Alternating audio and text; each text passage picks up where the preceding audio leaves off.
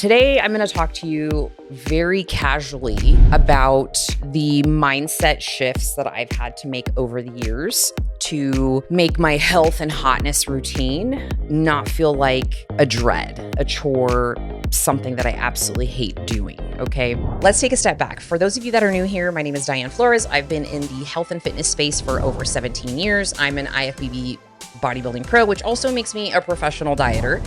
And I'm a personal trainer, I'm a health coach, and I have been tracking macros and calories for a very long time. I've been 200 pounds. I have professionally dieted my whole professional bodybuilding life. I've gained weight, I've lost weight, I've been shredded, I have been obsessive, I've hated my body, I now love my body. I've had unhealthy eating behaviors and everything in between.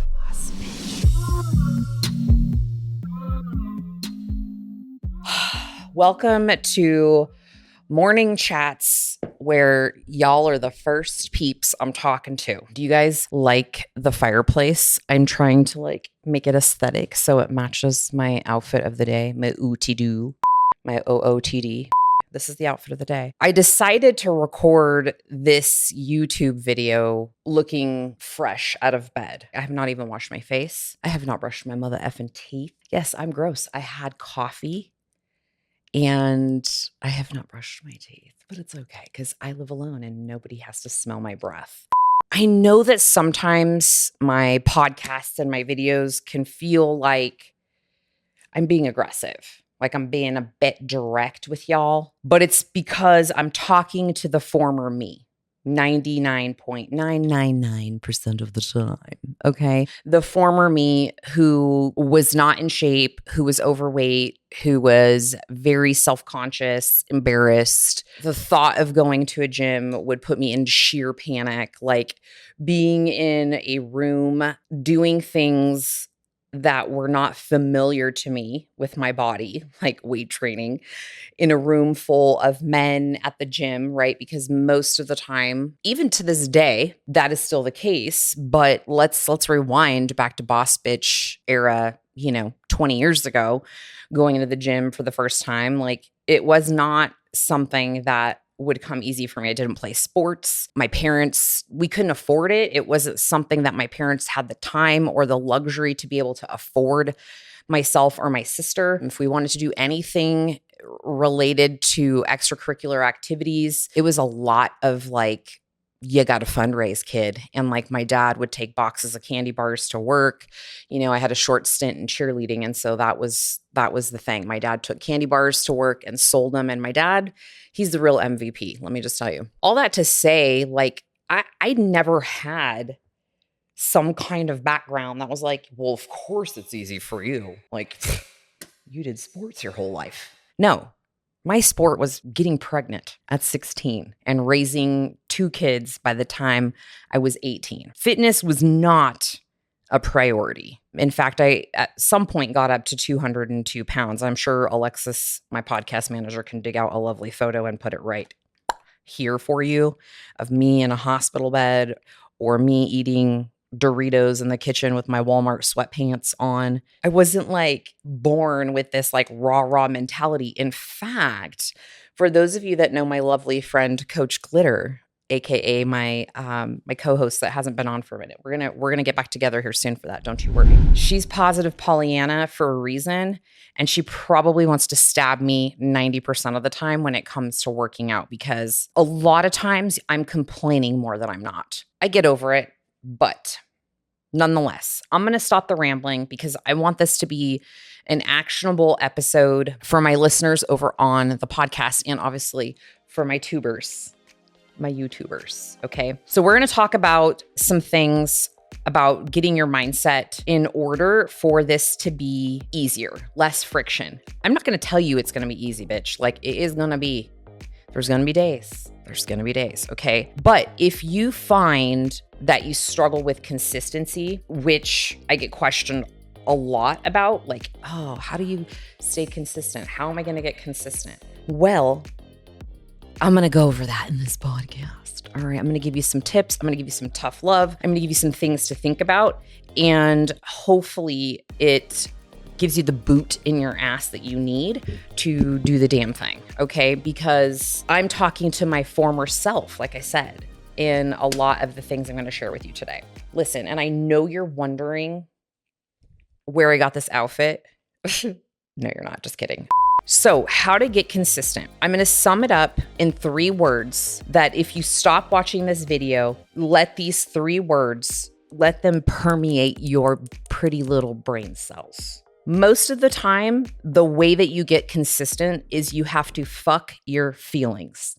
Okay? Not like you need to, actually the act of that. But a lot of times when you don't feel like doing the thing, it does not matter how you feel about it. What I've come to realize in a lot of the things I'm going to share with you is that it's a lot of mindset stuff you have to get over. But at the end of the day, it is summed up, at least for me, in my experience, is getting the motivation, being consistent, doing the things that need to be done to reach my goals oftentimes mean I have to fuck my feelings. However I'm feeling about it, I'm having a feeling, a bad day, I don't want to, I don't feel like it. Too bad, so sad. It's got to be done or it doesn't get done. And then we're just one day further away from your health and hotness goals. Okay. So there you go. You don't have to watch the rest of this video. Just kidding. You should actually watch the rest of this video. I have some other great tips for you. So some things that I have discovered along the way in my journey.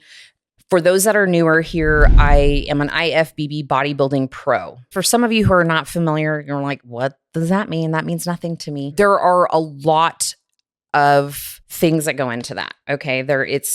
You're being judged against some of the best bodies in the world once you get to a point to get on a stage to actually attempt to get your pro card. You are competing against some of the finest physiques that have won other like little regional shows. These shows aren't small. Okay. So these pro card qualifiers are not small. For quick reference, I competed in 2 categories for my pro card, 35 and 40. And there were well over 20 women in each of those 2 categories. And I won first place in both of those. So I got 2 pro cards, not to brag, but hey, I'm gonna. And so that itself is an extreme feat. But I've competed a total of 16 times. And I've got my body down to freakishly low levels of body fat, so on and so forth. You can definitely explore the YouTube page and see more if you're interested. That achievement is something that I really wanted way, way back in the day, right? When my daughter was born. And, I spent a lot of time introverting. Like that is one thing I will say that is my superpower, is that I love being alone. Okay. It's kind of scary how much I love being alone. So much that I actually moved my entire life from California for living there for 45 years. That's a long fucking time, friends. To Las Vegas. Solamente. That means by myself. With that introvert time, I spent a lot of time obsessing about fitness because I started seeing my fitness magazines and things and seeing these women in the magazines. And I was just like, what's their secret, right? The secret is there's no secret. It's hard fucking work. And there's no way around it. Actually, I lie. The way around it is if you're blessed with amazing genetics, which I was not, that it's easier for you, but it's still gonna be work. Okay. It does not matter how genetically blessed you are to achieve like a physique that you're very proud of, that's muscular, that's fit and athletic. It's gonna be work. It's gonna be work, friend. So some things that I've learned along the way, because listen, I have ADD if you're new here. And if you can appreciate the, the squirrely thoughts like a squirrel in a rave, then hang out with me some more. Maybe you subscribe, maybe you don't. I don't know. Live your life. But some things that have had to change for me in order to change my mindset and to change the trajectory of my health and hotness were the circle of people that I kept myself in. If you come from a family that is not healthy, that does not prioritize their own health and fitness, that does not see the value in eating healthy, you're going to struggle because you are born into a situation or you're raised in a situation where that's not a priority. And that was myself. In fact, My father is 71, and to this day, you'll see him with a Pepsi in one hand, a cigarette in the other, and a sleeve of Oreos for breakfast.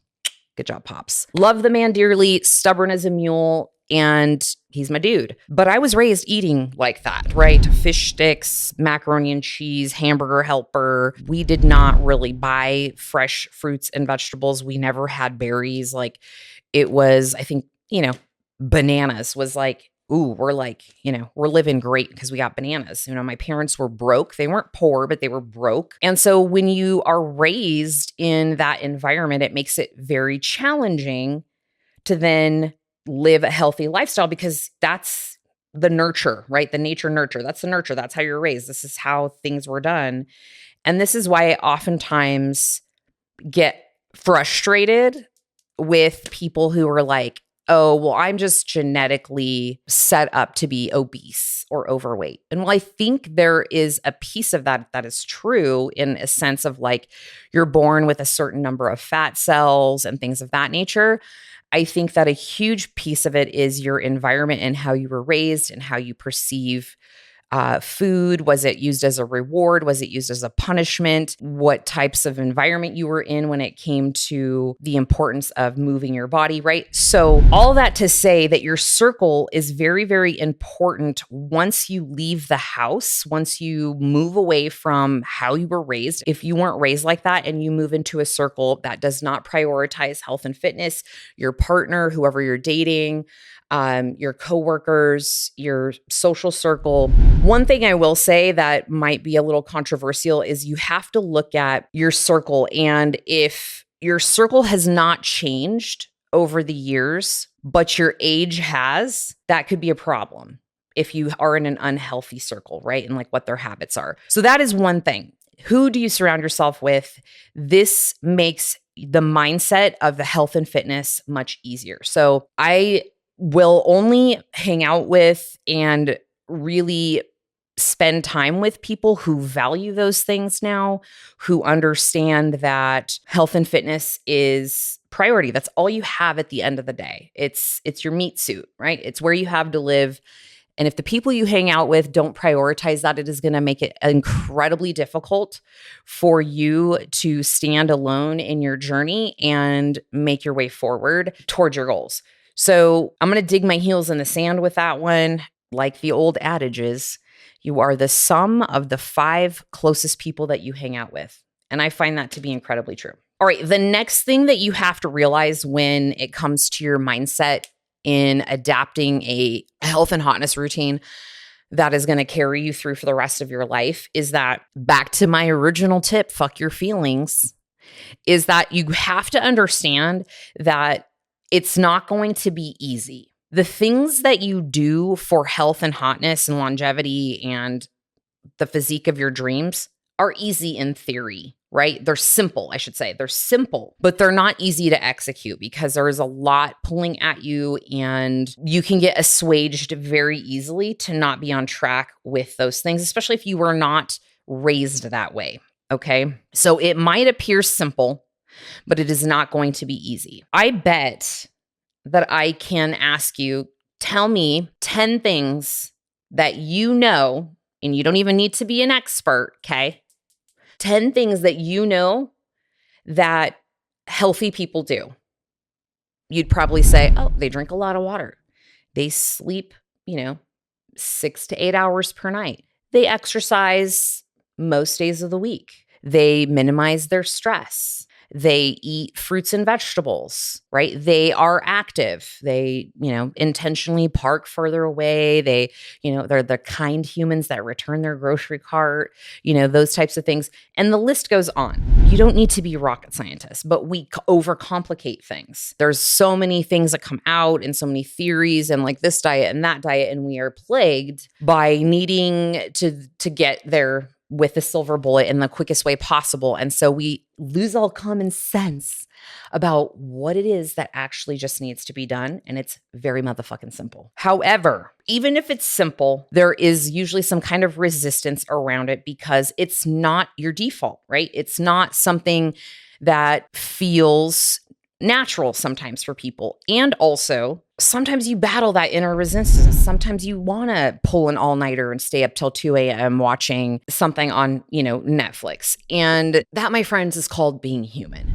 And I'm human, and that oftentimes gets me too, but it's what I'm doing most of the time that matters. So what am I doing most of the time to be consistent? Okay, so that's number 2, which is accept that it's not going to be easy. The things that you need to do are simple, but it's the consistency of doing those things over and over most of the times that just make this more of a lifestyle than a temporary fix. The next thing I'm going to say is that a lot of times what I get over on Instagram is, oh God, I just don't have any motivation. How do you stay motivated? Blah, blah, blah, blah, motivation. Motivation is a myth. Motivation is fleeting. There's short-term motivation. There's long-term motivation. Stick around because I'm going to go over those things and tell you what my short-term motivations are that keep me going on the day-to-day, and then what my long-term motivations are, because I think this is very useful for people when it comes to the actionable step of doing the thing like at point of, right? The day-to-day. So rather than rely solely on motivation, I had to start to build discipline. And let me tell you, I have a love-hate relationship with discipline because sometimes I don't want to be. I want to be a bad girl. I want to be a rebel. I want to sit in bed with a bag of Doritos and a Diet Dr. Pepper and watch some absolute smut on Netflix. But I don't do that. I mean, I think that stuff's okay occasionally in moderation, a few times per year. But building in the discipline is really key when it comes to staying fit, getting fit, being healthy and hot easier. And part of that is building in habits that stack upon each other that create a routine that builds consistency. So let me give you an example. In the morning, the first thing I want to do is immediately pour scalding hot coffee with copious amounts of creamer down my throat and start working. Okay?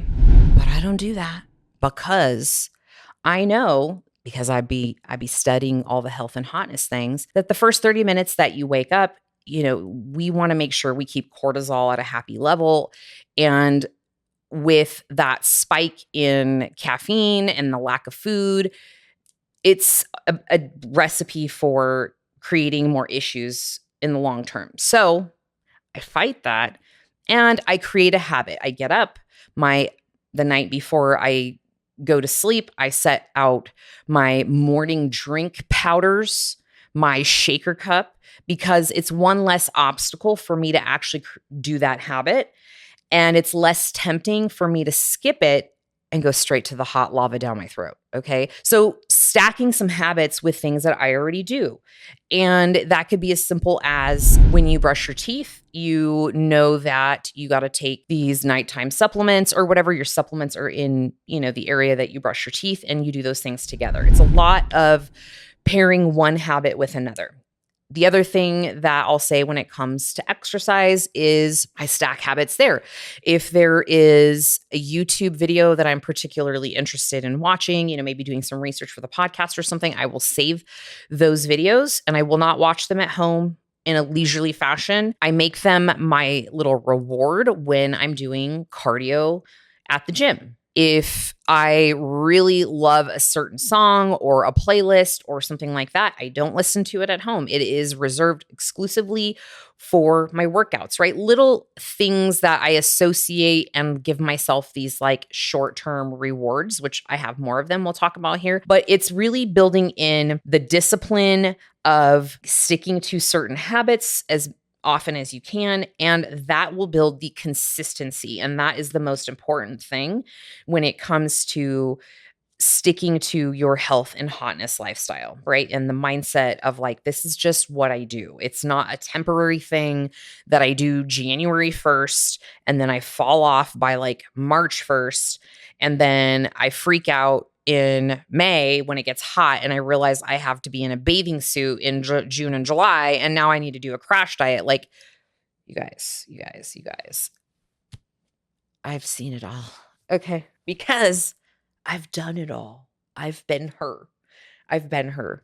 And my goal is to stop you from being her any longer and being the new her, the bad bitch, the boss bitch, the healthy and hot bitch. This moves me to the next thing, which is getting connected to a deeper why. You know, when I would hear people say this, I'm like, the fuck does that mean? I just want to look hot naked. That will only take you so far. Like, it will only take you so far. You wake up in the morning, your alarm goes off, you're trying to be a morning person at 5 a.m. You give zero fucks about, I'm doing this because I want to look naked. Most of the time, that's not what's going to get you bounding out of bed. All right. It might in the beginning when you're all hot and bothered about starting a program and you're in the honeymoon phase of a program, but then that goes away. And then you're like, yeah, I don't need to work out today. I worked out yesterday. I'm sore. I'm tired. I had a long day. I went to bed late. I have a late day today. Like you start rationalizing, you start negotiating with your old bitch that's in your head, the old one that's like trying to pull you back into your old ways. And so getting connected to a deeper why besides like, I want to look good naked, or I want a six pack, I need to get abs, or I want to weigh 130 pounds because that's what I weighed in high school. Like, no, that's not going to keep you going, right? You have to think of a bigger why, which is going to be your long-term motivation. What is your long-term motivation? I'll share with you mine as I sit here very nonchalantly in my PJs without a bra on and my bonnet. Back to what I was saying. My deeper why comes down to a few things. One is I wanted to change the trajectory of the history of my family. I shared with you my lovely father, Alvin, like the chipmunks, yes, and his philosophy on nutrition, which is he has a t-shirt that says, I hate broccoli, if that tells you anything. I hope I can find that picture and we can put it here for you because I do have it in my phone. He's the goat. And he also loves goats. It was my why to break the mold in my family's history. Nobody in my family, at least in my knowledge, in my Portuguese roots, has done anything in health and fitness or taking care of themselves or left a legacy of any kind, of which I am really hell-bent on doing. I want to leave a body of work for my granddaughters, so they are like, my grandma was a fucking bad bitch. I wanted my children to live a healthier lifestyle than I was raised. My 3 badass children who all now understand the importance of lifting weights, taking care of their nutrition as a means for their health and longevity, but also for their mental health. Mental health is a huge reason why I do it as well. And I know the family history that I have with disease. All of my grandparents have passed it with the exception of one. And my one living grandparent was the only role model that I had growing up that showed me the importance of being active. Okay. So my grandmother wasn't like in the gym lifting weights and shit, but she walked around Donnelly Park every day, every morning. She was like the fittest old lady on the block. I believe my grandmother's 94 now. And, I think because of the sheer circumstance of her, being poor her whole life, coming from a third world country. I don't know. Is Azores a third world country? I have no idea. I don't know these things. But from being an immigrant here, and she ate, a pretty well balanced diet. She enjoyed fruits and vegetables. She ate a lot of fish, and my grandma also liked sweets and things too. So I would look to her and I'd be like, okay, my grandma, like she's all about it. So that is my deeper why. There's a lot of other little deeper whys, but I will say that sometimes on the days when I don't feel like doing shit, I have to be connected to that. The other thing that you have to understand when it comes to your health and fitness journey is it's like a bit of a video game. And I talk about this a lot because you'll fight one boss and you're like, I got it, right? Like you'll get one set of habits down and then you're like, fuck, I got to do this other thing to get to the next level. And I got to fight the new boss, right? I think of it like, listen, if you're 40 and over, you be knowing, right? It's the Mario Brothers. It's Super Mario Brothers. That was one of my guilty pleasures as a young adult before I had children, which was like, I was 14, 15 years old before I had babies. And I would play Super Mario World, Super Mario Brothers. And you'll get to a level and you get really good at it, okay? So let's correlate that to the fitness world. You get used to one little piece of your routine, becomes easy. Then you're like, okay, what else can I do? What's the next thing that I do? Then you layer in another thing. Maybe it's, all right, I've started walking and now I want to get to the gym. Oh, fuck, that's a whole new boss you got to fight. Let me just tell you, okay? And then that's like there's friction there. There's that the new bad guy comes out and fucking kills you, the Koopa Troopas or whatever you call them in the video game. And then you're like, shit, you fall down, you get back up, you keep going. And you have to think of your health and fitness journey a lot of like a video game and gamify it a little bit. And what I tell my clients often is you're going to get to a point where it's going to suck. There's going to be a suckage somewhere. And at that point, you really have to remind yourself, oh, this is the hard spot that most people quit. And this is the spot that I need to remind myself that I usually fold here. But what can I do that's different?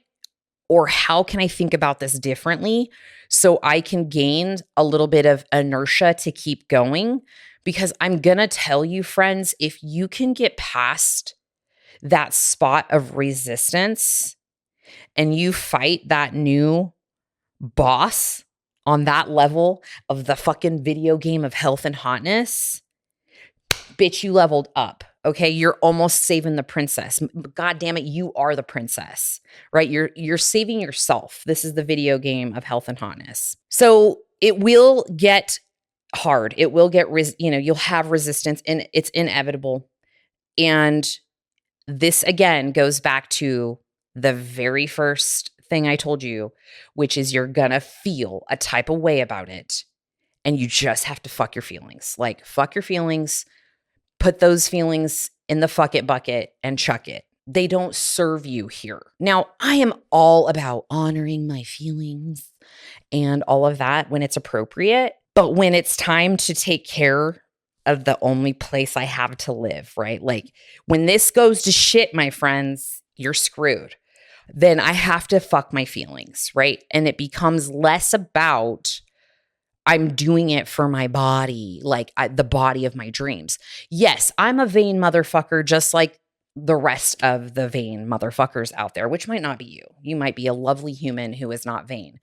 But I'm not. I'm vain. I like to look good. I like to walk into a store and feel like I can try on clothes and feel good in them and not stress out about any of that, right? I like being able to put on a bathing suit and feel confident in my skin. And let me just clarify to you, this is defined differently for different humans. I have built in a confidence because I've done the reps. I've done the reps of playing the video game of health and hotness and fighting so many bosses, all right, in my head that I have established a fortitude of confidence that I can be 165 pounds, which is not the pinnacle of my health and hotness for me, because that's when I start to not feel the greatest. I feel heavy. My breathing is labored. Usually I'm not feeling 100% like I have get up and go, but I still feel the external piece of things, okay? So it's a broad range for me.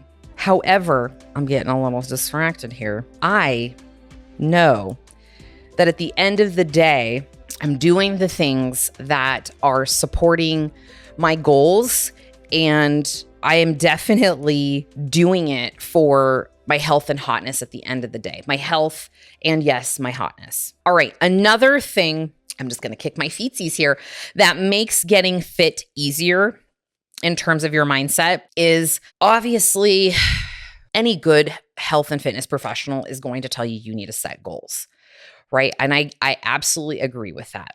My daily goal is that I'm doing things within my daily routine that are benefiting my health, okay?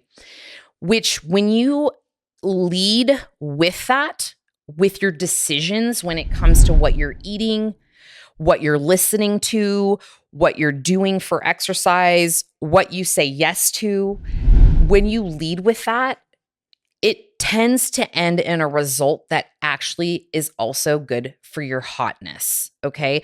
By nature of doing the things that are good for your health, you're going to be hot as a result most of the time. A result's not guaranteed. I'm sorry, I cannot put a guarantee on that, okay? However, I will say that setting goals is definitely important. This also oftentimes requires a piece of accountability. And let me tell you, folks, when you're just accountable to yourself, sometimes that don't work out so well. It doesn't work out so well for me, who has been in the health and fitness space for almost 20 years now, and who has been on stage in a bikini that is barely bigger than an eye patch 16 times. So I'd say that the average person needs some accountability. Now, this does not mean you have to throw money at a very expensive coach. I think there is utility in that for some people who like structure, who like to just say, please just tell me what to do. Throw money at the problem and just tell somebody who has more expertise in the thing that you're trying to achieve. There is something incredibly important about that. But if you don't have the budget for that, then it's as simple as recruiting a friend to do something with you, signing up for something that's a free challenge online that you actually follow through with. And it doesn't just is one more stupid thing that you sign up for. You join some kind of maybe accountability group at work. Maybe there's a step challenge, something. You will do much better if you are accountable to somebody other than yourself. So that is also something that I have found to be very useful.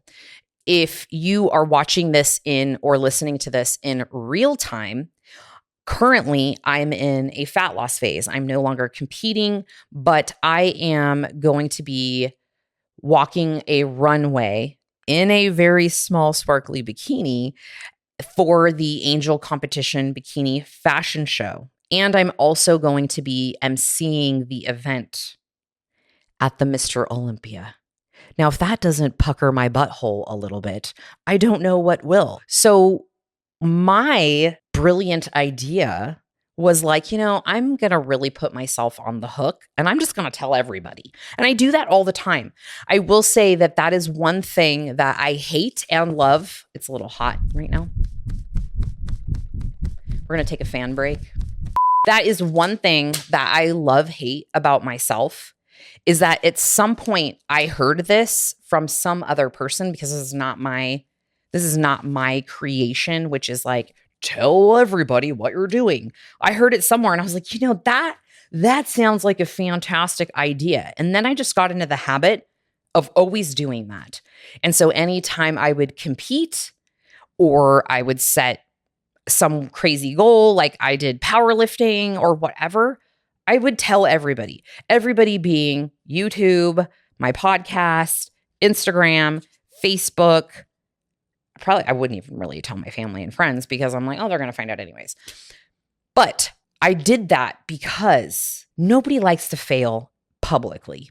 I have actually used it as my superpower to teach other women that, one, you can do hard things, but two, when you declare them out loud, it tells the universe, it tells the grandiose universe, I said I'm going to do this thing, so let's conspire in my favor to make shit happen. and shit just happens. And you're less likely to, my watch is telling me to relax. I'm getting fired up over here, people. You're less likely to fold and give up because most of us like to be in our integrity. That is a huge value of mine, as being an integritous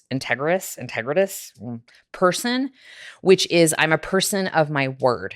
And so when I'm going to say, I'm going to do something, I'm going to be somewhere, I'm going to act upon something, I'm going to fucking do it. Okay. It doesn't matter that some of you will never meet me. Some of you will listen to this podcast or watch this YouTube video and forget about me immediately after. You're not going to come looking for me and make sure that I followed through on my goals.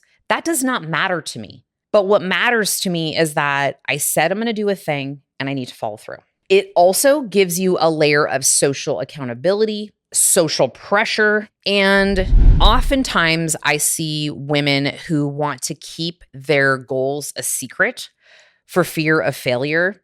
And what I think personally, in my humble opinion, is that when you keep it a secret, it's that much easier for you to quit and give up. And so I personally want to call those out.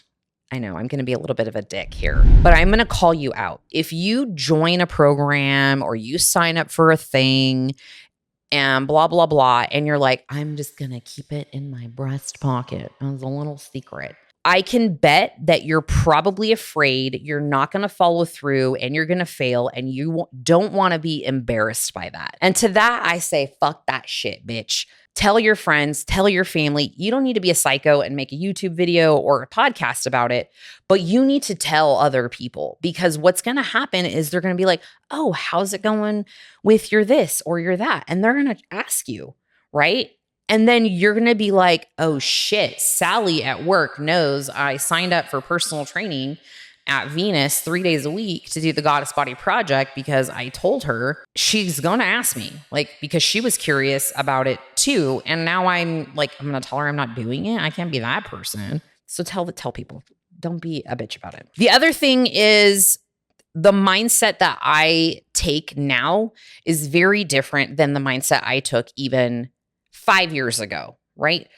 Because I've evolved, and as you age, with that comes wisdom. Hopefully you learn from your past.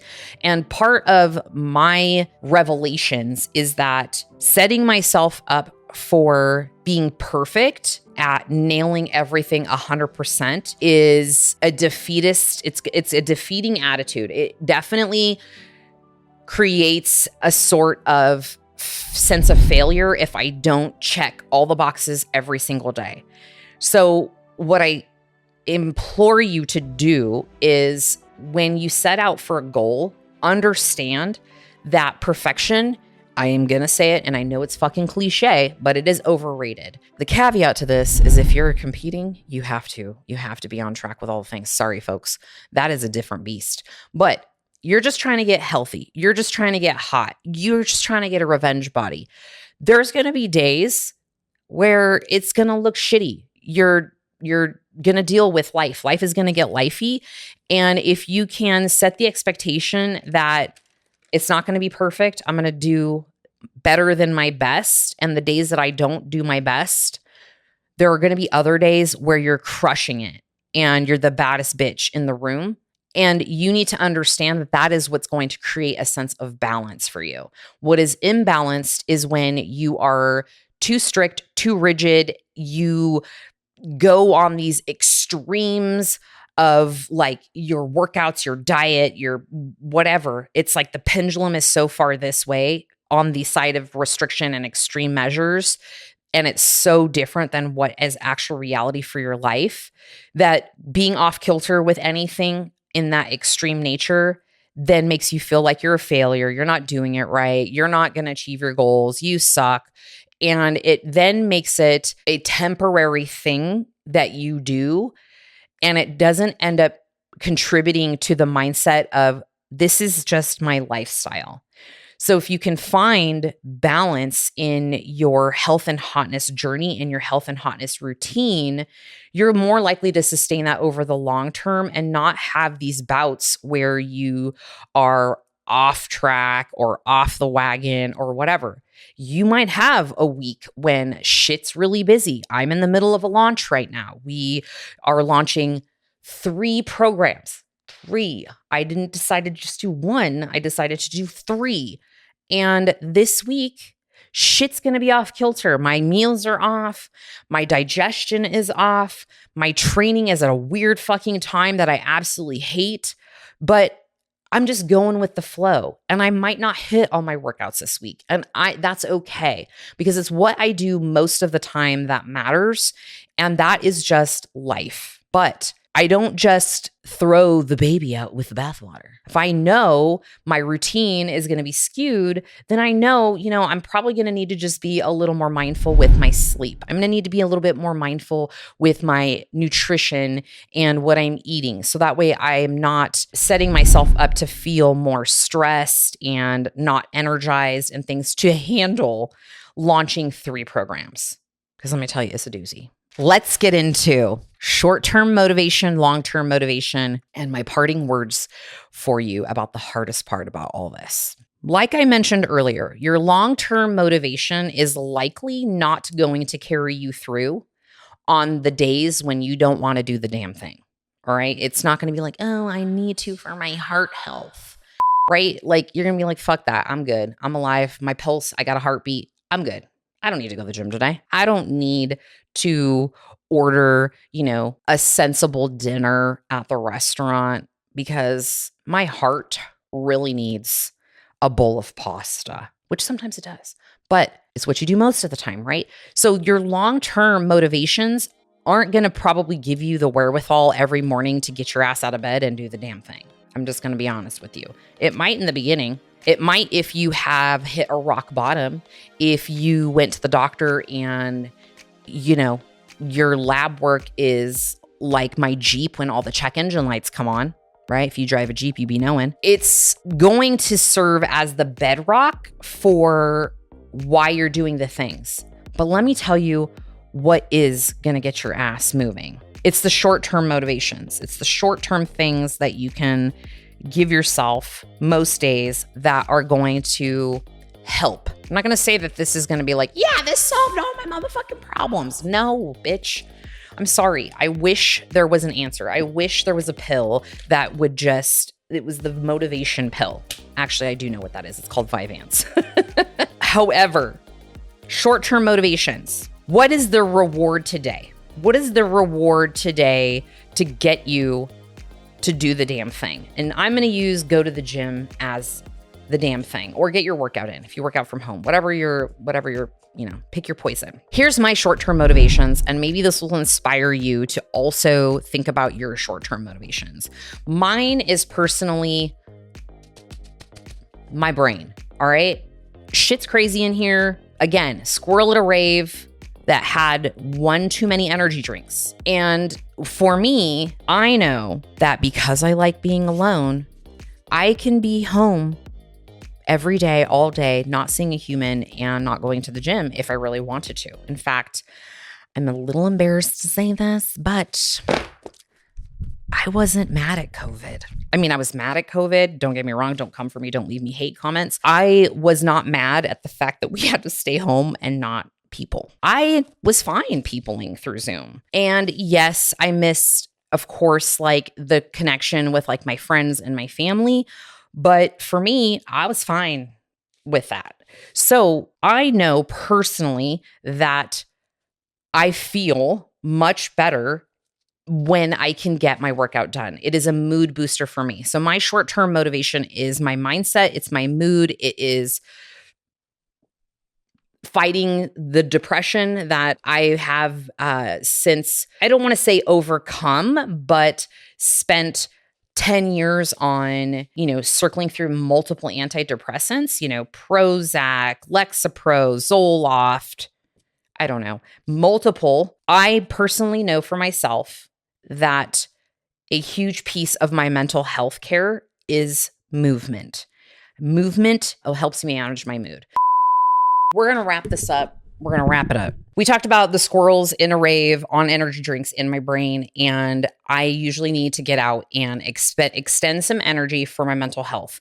So that is going to be my short-term motivation. So I ask you, where are you getting your energy out, right? Like getting your energy out in productive ways instead of self-destructive ways. So rather than, sitting and thinking like, I just need to chill and I need to just sit on the couch and unwind, and that is how it helps my brain. And while some of that might be true, I think a lot of times we fool ourselves into thinking that that is stress relief because it feels good. It's the path of least resistance. And I'm going to urge you to shake some shit up and fight your feelings a little bit, like fight those bitches, and try movement and see how that makes you feel. You're going to have resistance, but it's going to pay off for you in the end. And I'm going to share with you the hardest part of all of this in a second, which is also dealing with some resistance. Okay. The second thing when it comes for short-term motivations for myself is making it social to some degree. Now, I don't like to go to the gym and chit chat. I've had training partners before, and it's not usually my favorite, if I'm being honest. I like to train alone because a lot of times I would struggle finding training partners that would be able to keep up with the pace of my workouts and also know that I'm not there to socialize. Like we can socialize in between sets and things like that, but I'm not interested in standing there for 10 minutes listening to a story while you can't multitask and train at the same time. I'm sorry, I'm a little bit of an asshole, but every minute counts, and I don't want to be in the gym forever. Like I want to get in, I want to do what I need to do, I want to get the fuck out. So for me, what that means socializing is training with a good training partner who I'm not talking to. Okay, so it's actually a little bit more of accountability where like Coach Glitters is one of my favorite people to train with because she gets it. She ain't trying to sit there and jibber jabber, and she's a jibber jabberer. Okay, but when it's time to work out, it's time to fucking train. Like I am there to do some shit. But for you, that might mean, well, you know what? I'm sorry, but the only way I will get my ass to the gym is if I make it social, if I do a class, if I can go to coffee afterwards with a friend, if we do a spin class together and I know that we ride together and we can chat on the way there or chat on the way home.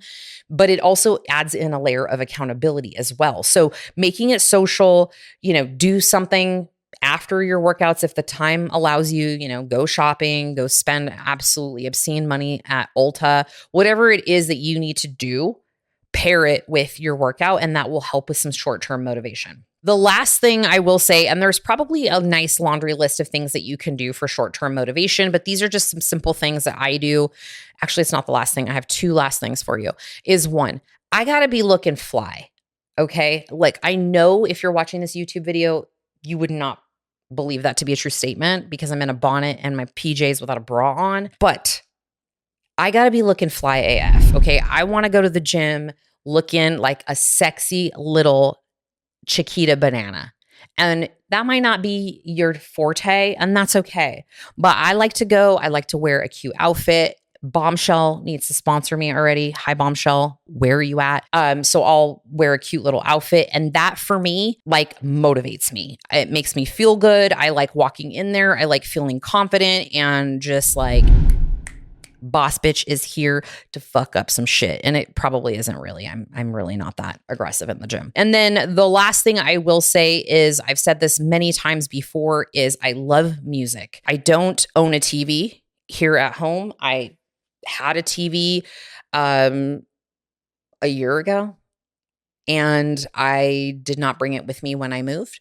So because I didn't watch it, I lived in that house for 3 years. I had a TV, and I can count on two hands how many times I actually sat down and turned that thing on and watched it. And usually I would have to call my younger son if he wasn't home. I'd have to FaceTime him because I didn't know how to turn it on. I didn't know how to use the damn thing.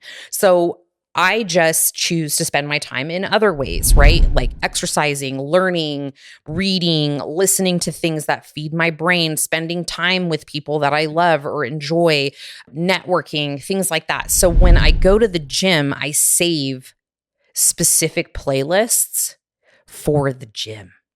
And this has been one of my motivators because I truly enjoy music so much to get my ass in the gym. So those are my short-term motivations. It's not rocket science. It's not going to give me six-pack abs, but it gets me to do the damn thing and set my feelings aside and just be like, look, we're going to go. You're going to look cute. You're going to listen to some good music. You're going to feel better afterwards. You're going to see some hotties and thotties at the gym, and it's going to motivate you. It motivates me to see other people working out. I love watching people work out. It's like my favorite thing. I would rather do that than watch TV.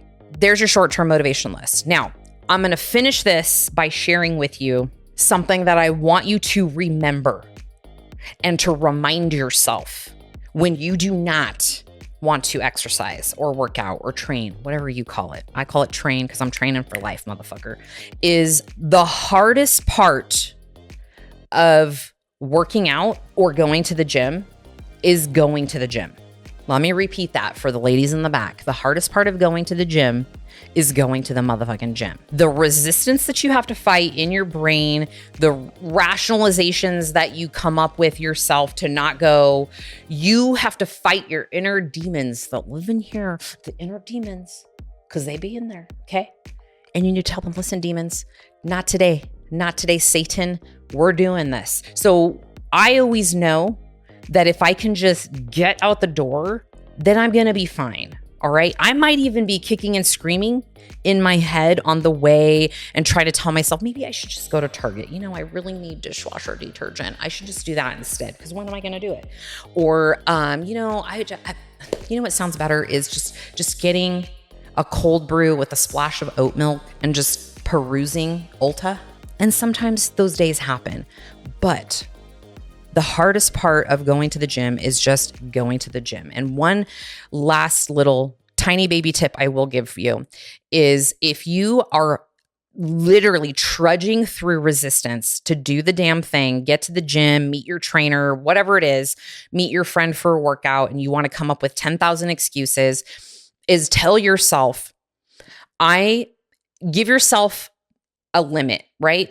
Like treat yourself like a 6-year-old and say, okay, little Diane, 15 minutes. That's all I need you to do, honey boo boo, is 15 minutes. Just get in there, do something for 15 minutes. If after 15 minutes, you have not had an attitude tune up, then you can go home. Okay. You can go home and it's okay. You made an effort. You did all the things and it's okay. You get a green light. Let me tell you what happens. You fight it, you fight it, you fight it. You fight it at home. You fight it in the car. You fight it walking into the gym. You fight it in the bathroom at the gym when you're trying to fucking get yourselves together to get out the door and get into the weight room and do the thing. And then you get in the weight room. You fight it for the first exercise because this is what I be doing. And then the perfect song comes on. And it's usually Megan Thee Stallion telling me about her booty. And I'm like, this bad bitch. And so then I am like, all right, well, I got dressed. I made my pre-workout. I drove to the gym. I'm here.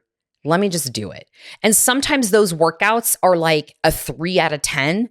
But let me tell you, most of the time, what I have found is that those workouts end up being like a 8 out of 10 in terms of like how great I feel about the workout. And I'm not going to lie to you. There are times when I have got to that point and I'm dealing with things in my life that are very, very heavy, and the gym is not the answer, and I leave. I get there, I do my 15 minutes, I literally set my little smartwatch, and if I'm not feeling it, and if it feels like mental torture, then I just fucking go home, and I try again the next day. And that's really all you can do. But remembering at the end of the day, you have to set yourself up for the best possible scenario. So that way the resistance is less for you when it comes to those moments. So think about some things that would add to that resistance and make it easier. Is your gym too far away? If the gym's too far or the yoga class I signed up for is too far, I'm sorry, I ain't going. Like, it's going to be one more thing. I don't want to deal with traffic. I don't want to do this. I don't want to do that. Okay. So make it easier for you. Pick a location for either your trainer or your gym that is close. Okay. The second thing is, again, get yourself a cute outfit, right? I hear women all the time delaying gratification until they have the body of their dreams. Knock that shit off. Dress for the body you have now while you're working towards the body you want. All right. Wear proper fitting workout clothes. You don't have to go scantily clad like I do. That might not be your flavor. Wear things that fit well. You do not have to spend fortunes on your workout clothes. Go to Ross, go to TJ Maxx, go to one of these bargain places. I see women all the time doing this, and they have some of the cutest workout outfits, right? Feel good. And when you're in the gym, as you're working out, you're going to feel good about the process. The third thing is, if you are not classically a morning person and it's a challenge for you to get into that rhythm and it has never worked for you in the past, don't try to do that overnight and think that that's going to be successful. You might do it for a minute, but it's going to be a lot more resistant for you, or you're going to have a lot more resistance around it if it's not in your innate nature. So you got to work out at a time that is best suited for you when you're actually going to get it done. And again, I got to go back to the music.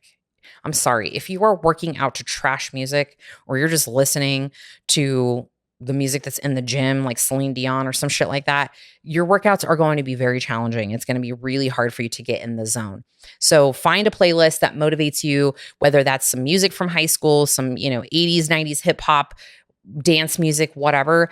And that's going to help you. It's so instrumental in the rhythm of actually moving your body and creating more of a feel good mood while you're doing the thing, that it is in your best interests to find that bad bitch playlist that makes you feel like that girl, like her. You are her. I just want to briefly touch on a couple other things, which are false narratives that we tell ourselves, which is, I'm not a morning person. I can't do this. I never stick to a routine. And a lot of times we have these old stories that we've told ourselves over the years, and we're fighting against those. So I will say that when you find that, you start to hear yourself telling these stories that are stories that we've created over time, is getting your mindset around, it does not need to be all or nothing, right? I've told myself these stories,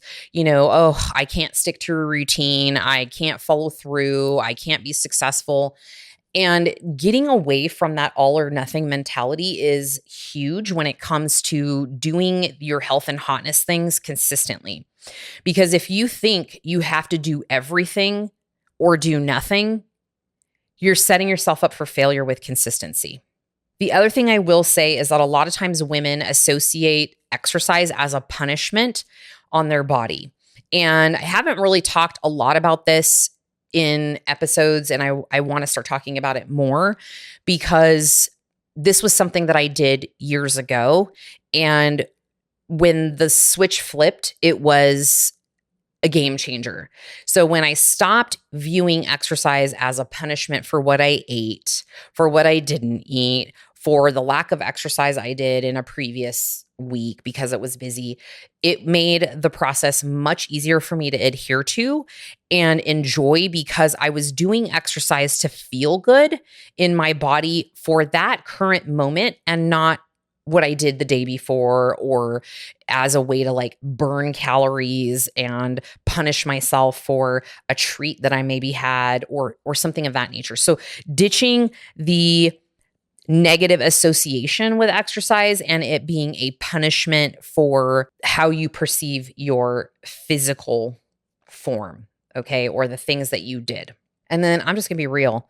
I mean, again, I do this for vanity reasons, because I love how I look and I enjoy how strong I feel. And, I always tell myself, if I can do one hard thing a day that I don't want to, or I don't want to say I don't want to, I have resistance around, which a lot of times is just getting in and lifting heavy weights and pushing some things around. If I can do that, bitch, I can do anything. If I can leg press like 500 and some odd pounds, tell me I can't do something. Come on, bro. It ain't happening. Now, the one thing you're going to need is momentum. And the way that you get the momentum to do the damn thing is doing the damn thing. And it's very much the analogy of tipping one domino, then it tips the next domino and it tips the next domino. And that's how you build momentum. But the only way you build momentum is fighting the resistance that you have about doing it and getting to the gym. The hardest part.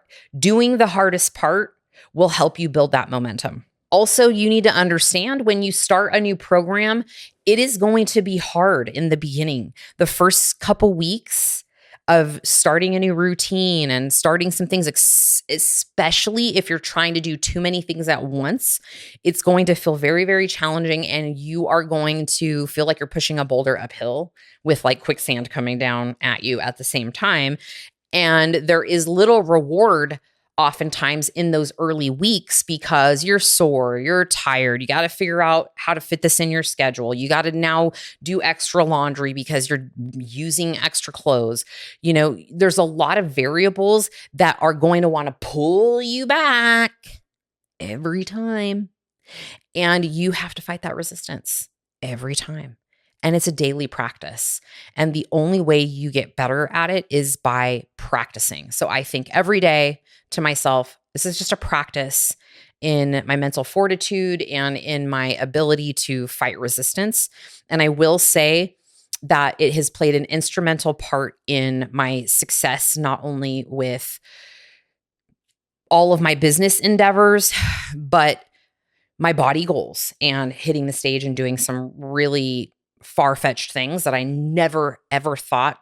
The Diane 20 years ago would have never thought this bitch would be here right now talking about the things that she's done. So, final thoughts, be nice to yourself, okay?